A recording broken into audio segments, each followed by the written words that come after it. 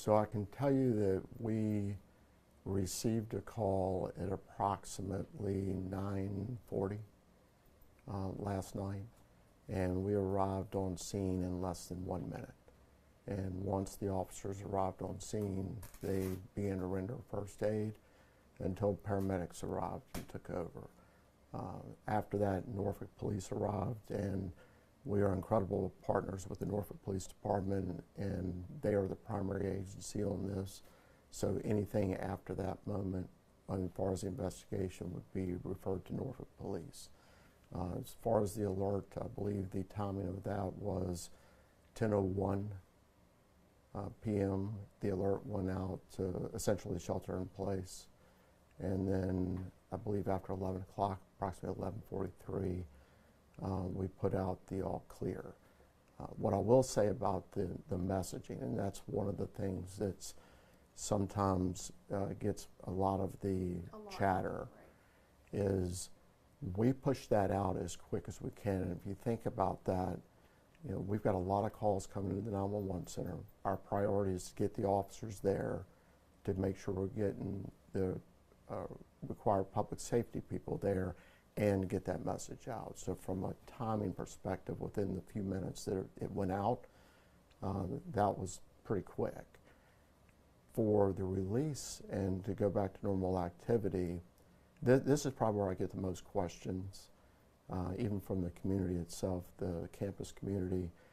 I will never put out a message that I don't feel, if I say it's safe to return to normal activity, I will never put out a message unless I have information available to me that gives me a high degree of confidence that that is safe to do, because my number one priority will always be the safety.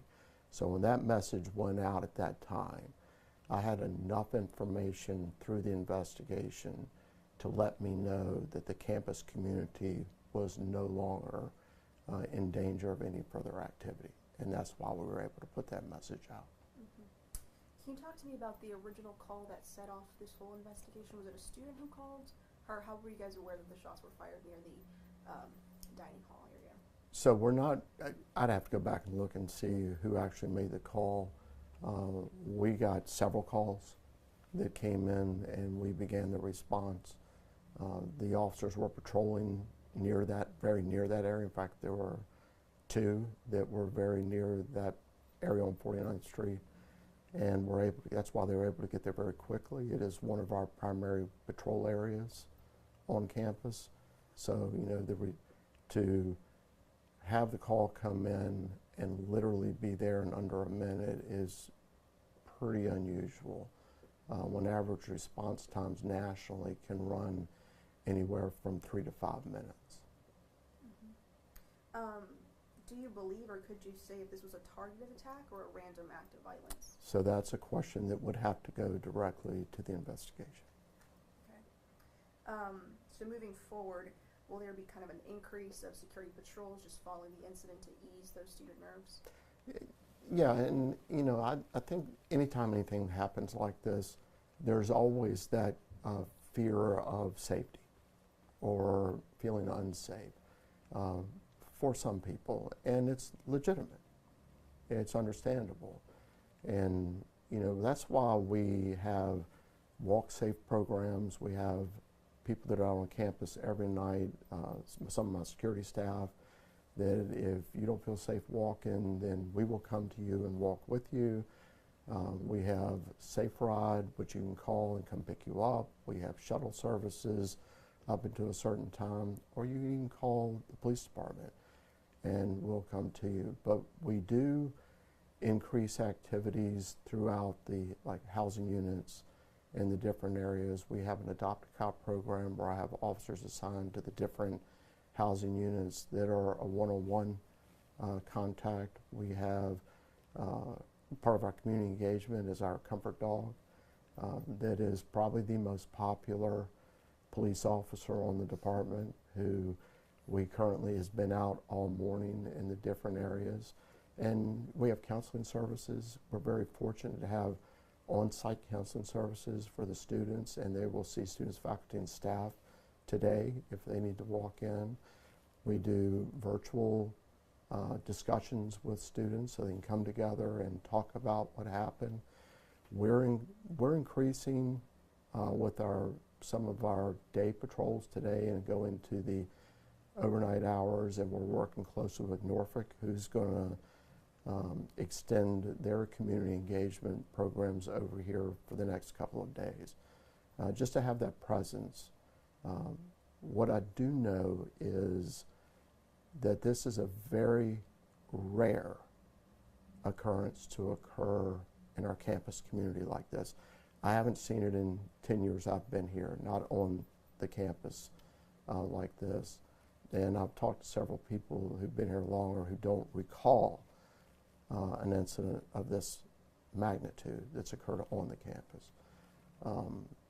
We recognize that, and while we're an open campus and we do everything we can to keep elements away that may want to cause problems or do harm, we're not going to be able to always keep everybody away. But we still need to make everyone here feel safe and know they are safe. And I can tell you the information that I have right now, there is no continuing threat from this incident to the community. So kind of relating to that, because this happened near the dining hall area, and of course you sent out that security alert to all the students, but was there ever any student that was in the immediate line of danger? Not that we're aware of. And when the officers first arrived, there were people, I think, that came in to help out, but not that I'm aware of. It's my understanding the dining hall had actually closed maybe minutes prior to this. So we know from the officers who responded that there were no other university activities going on there. There were no events that were occurring in that area. So to say it was probably normal traffic during that time of the night would be probably the easiest thing to say. So this is an open campus, and we are in this kind of urban environment. So what is police doing now moving forward to ensure that safety? And is there, you said this is a rare event. If I knew the way to ensure, to guarantee safety, I'd have another job, because to have that idea, to be able to do that in any community is our goal. It's what we want to do.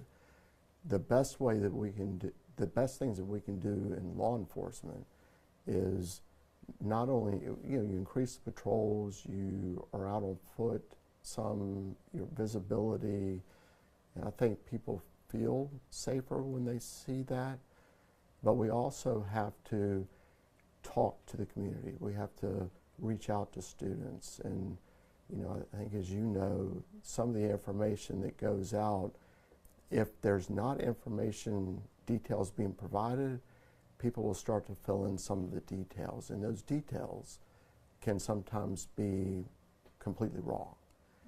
And that's part of what we're doing today, is trying to make sure that we get the right details out, and that helps go towards the feeling of safety. Again, there's no question that our feeling of safety was shaken last night. There's no other thought that there could be.